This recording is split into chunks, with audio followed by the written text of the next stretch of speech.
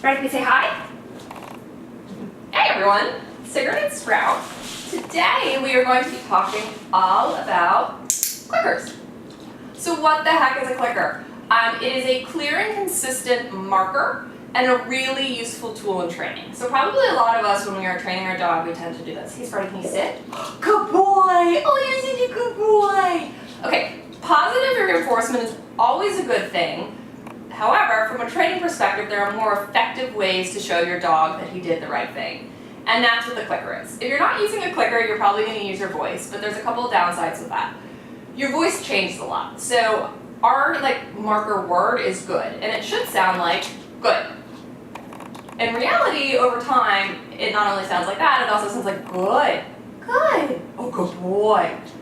Those are all different sounds to the dog, so it's not very reliable and consistent. A clicker, on the other hand, always sounds the same. Same tone, same length, same pitch. It always sounds like that. It's also something that is unique to the training environment. I tell my dog good when he sits. I also tell him good when he's just sitting there looking adorable. So we use that word in a lot of different contexts, whereas the clicker is something that he only sees when we are training, so it is easier for him to associate it with the training mindset. Okay, so how do you use a clicker? This is the part where it gets really fun for your dog. You have to start first by helping him associate the sound of the clicker with good things, i.e. treats. So you're just going to do click and treat. I'm not even asking him to do anything, I'm just literally clicking and giving him a cookie. A very tiny cookie, by the way, because training is all about repetition and we don't want to gain too much weight.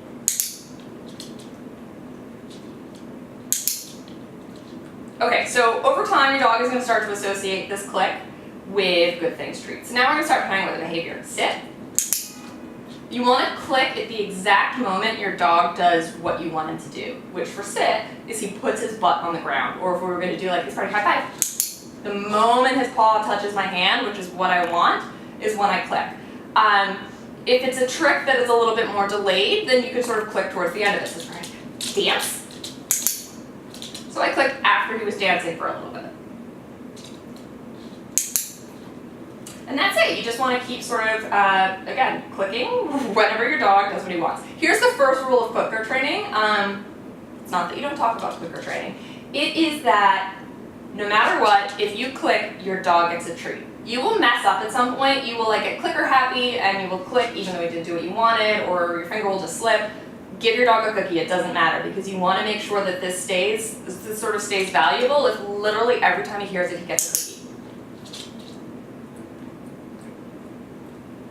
And that's it. What else do we need to tell people? Oh, sometimes you may not be able to use a clicker. You may need two hands. Okay, look at me. You may need two hands to do whatever your training is. You may be out somewhere and you don't have your clicker. In that case, you should just always have sort of a backup of a marker word, and that's usually good or yes. The trick with that, as I mentioned earlier, is you want to try to be consistent with it, so that's a free cookie. So if I were doing sit, yes. Yes. Or same thing with good. We do down. Good. Sort of being sharp and consistent with that tone instead of the sing-songy thing I often do of being a good boy. Down. Good.